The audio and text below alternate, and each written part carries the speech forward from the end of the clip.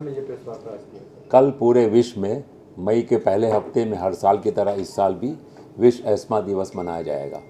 इसका उद्देश्य है कि एस्मा के बारे में जागरूकता पैदा करना। एस्मा है क्या, इसके लक्षण क्या हैं और इसका ट्रीटमेंट और बचाव क्या है। जैसा कि आप सब लोगों को मालूम है, एस्मा एक क्रॉनिक इन्फ्लेमेटरी लंग डिजीज़ है। इन्फ्लेमेशन माने होता है सूजन, यानी सांस की नली में एलर्जी की वजह से सूजन आ जाती है और उसके वजह से मरीज़ को सांस लेने में दिक्कत होती है, साए साए की आवाज़ होती है, सीने में टाइटनेस महसूस होता है और अगर सही वक्त पर इलाज न किया जाए तो पेशेंट की मृत्यु भी हो सकती है।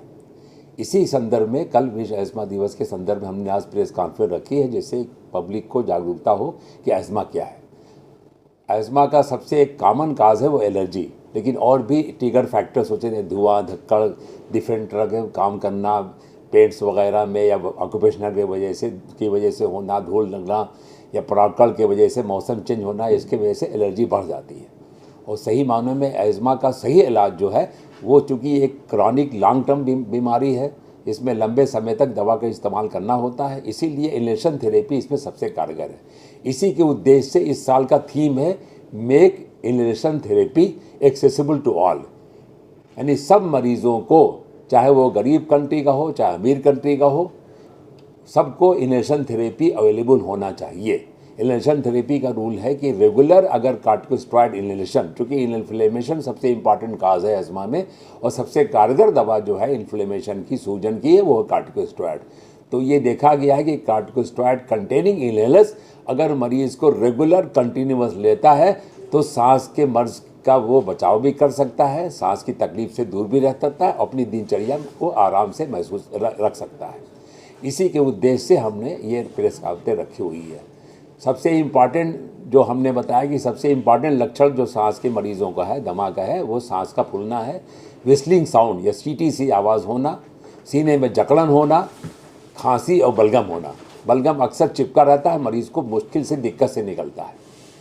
इसकी जांच, सबसे इम्पॉर्टेंट जांच जो होती है लंग फंक्शन टेस्ट या स्पायरोमेट्री कहते हैं। सिंपल जांच है, मरीज़ को फूंक करके पता लगा सकता है कि इसके लंग फंक्शन में जो प्रॉब्लम है, सांस की नली में सिकुड़न है, उसके वजह से ये लंग फंक्शन में आ रहा है कि नहीं आ रहा। और देखा गया लंग फंक्शन को पहले जो है वो पहले मरीज़ को फूंक के देखा जाता है कि सांस की नली में कितनी सिकुड़न है, उसके बाद कार्टिकोस्टेरॉइड या कोई इनहेलर दिया जाता है, जिसके बाद फिर जांच की जाती है। इसको कहते हैं प्री एंड पोस्ट, जिससे पता लगता है कि हाँ दवा से ये सिकुड़न दूर हो जाती है। इसको कहते हैं रिवर्सिबल ऑब्स्ट्रक्शन, यानी सांस की जो सिकुड़न है वो दवा से रिवर्सिबल यानी वापस नॉर्मल पहुंच सकती है। ये दमा के सबसे इम्पॉर्टेंट लक्षण है। जहाँ तक इसका ट्रीटमेंट का सवाल है तो इसका ट्रीटमेंट सबसे इम्पॉर्टेंट है corticosteroid containing inhalers. Regular continuous inhaler लेगा तो मरीज़ के जो सांस की तकलीफ़ें हैं, जो सीटी बजती है, सीने में जकड़न होती, वो नहीं होगी।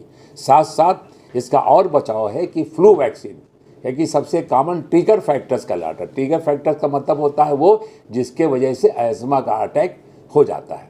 तो ट्रिगर फैक्टर्स को बचाने के लिए सबसे कॉमन ट्रिगर फैक्टर्स है वायरल इन्फेक्शन, फ्लू जिसे कहते हैं कि साहब सर्दी जुकाम हुआ नहीं कि सांस का अटैक हो गया, तो इसको फ्लू या वायरल इन्फेक्शन की वजह से होता है। इसीलिए फ्लू वैक्सीन आ गई है।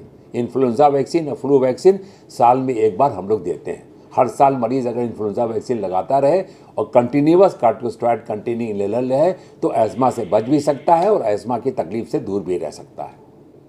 सर एयर कंडीशन भी जो है अस्थमा के मरीज नहीं, एस्मा के मरीजों में एयर कंडीशन से तो अच्छी चीज़ है, वो रिकमेंडेड है। कूलर मना है। कूलर से क्या होता है कि ह्यूमिडिटी हो जाती है। ह्यूमिडिटी होने से सांस की नली में सूजन और आ जाती है और सांस की नली में सूजन ही सबसे इम्पॉर्टेंट काज है एस्मा का।